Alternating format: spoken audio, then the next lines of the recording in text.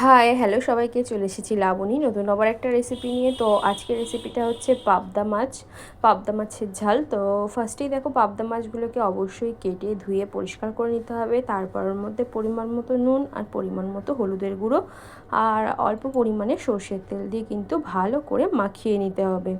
তো এটা দিদির বাড়িতেই ছিল, বদ্দি রান্নাটা করছিল। তো ফার্স্টেই দেখো ভালো করে কিন্তু মাখিয়ে নিতে হবে। তো তোমরা চাইলে এখানে সর্ষের তেলটা স্কিপও করতে পারো, আবার চাইলে দিতেও পারো, তবে আমি বলবো দিতে, তাতে খেতে ভালো লাগে। তো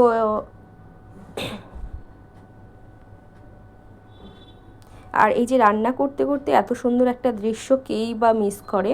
তো রান্নাঘরেই সুন্দর গাছপালা দেখতে দেখতে রান্না। ফার্স্টেই হচ্ছে কড়াইতে তেলটা দিয়ে দিতে হবে, তারপর তেলটা গরম হয়ে গেলে কিন্তু ওর মধ্যে এক এক করে মাছগুলোকে দিয়ে দিতে হবে। আর এই মাছগুলোকে ভালো ভালো করে কিন্তু ভেজে দিতে হবে। অবশ্যই ভাজার সময় লো ফ্লেমে রেখেই ভেজো, কারণ এগুলো ভীষণভাবে ফাটে আর ভীষণ তেল ছিটকায় গায়ের মধ্যে। তো আমি সাজেস্ট করব যে একটু লো ফ্লেমে রেখেই এটাকে মাছটাকে দিয়ে তারপর হাই ফ্লেমে কিন্তু করে দিতে পারো। তো দেখো একে একে মাছগুলো ভাজা হয়ে গেছে। যেহেতু অনেকগুলো মাছ, তাই ফার্স্ট একটা স্টেপে হয়নি, তিনটে স্টেপে কিন্তু মাছগুলোকে ভেজে নেওয়া হয়েছে।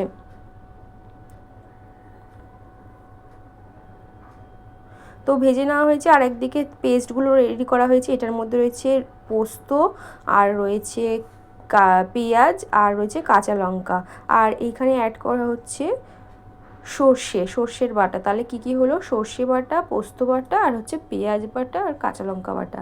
তো ফার্স্টেই তেলটা গরম হয়ে গেলে ওই কালো জিরে আর কাঁচা লঙ্কাটা দিয়ে দিতে হবে। তারপর সর্ষে, পোস্ত, কাঁচা লঙ্কা আর পেঁয়াজ বাটাটাকেও অ্যাড করে দিতে হবে। এক এক করে সবই একসাথে মিক্স করে নেওয়া হয়ে গেছিলো পরিমাণ মতো। তো সেটা পুরোটাই কিন্তু ঢেলে দেওয়া হলো। এবার কিন্তু একটু মশলাটাকে কষিয়ে নিতে হবে।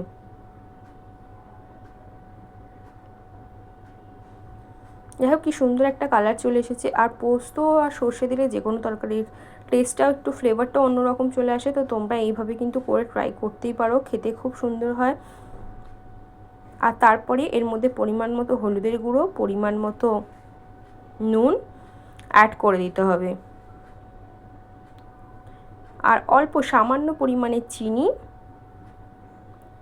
দিয়ে এবার ভালো করে আবার নাড়াচাড়া কিন্তু করে নিতে হবে। দেখো কি সুন্দর একটা কালার চলে এসেছে। বেশ কিছুক্ষণ নাড়াচাড়া করার পরে কিন্তু এই কালারটা চলে আসবে।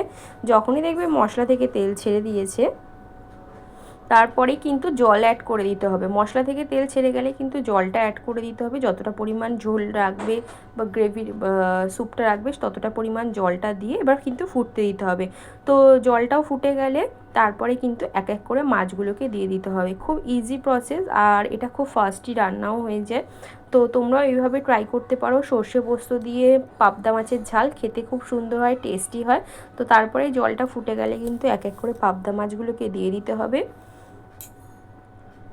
ব্যাস, তারপর আবার ফের 5 মিনিট মতো ফুটে গেলেই কিন্তু নামিয়ে নিতে পারবে পাবদা মাছের ঝাল, সর্ষে পোস্তর পাবদা মাছ।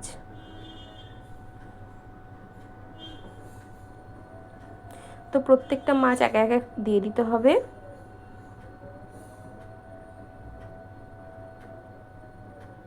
তো দেখো প্রত্যেকটা মাছই কিন্তু আমাদের দিয়ে দেওয়া কমপ্লিট হয়ে গেছিলো। দেন এরপর একটুখানি ঢাকা দিয়ে রেখে দিলেই তার 5 থেকে 7 মিনিটের মধ্যেই রেডি হয়ে যাবে পাবদা মাছের ঝাল। তারপর ফাইনাল লুক দেখো কি সুন্দর একটা চলে এসেছে।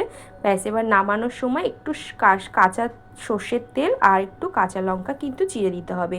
তো দেখা হচ্ছে নেক্সট কোনো একটা রান্নার ভিডিওতে। টাটা।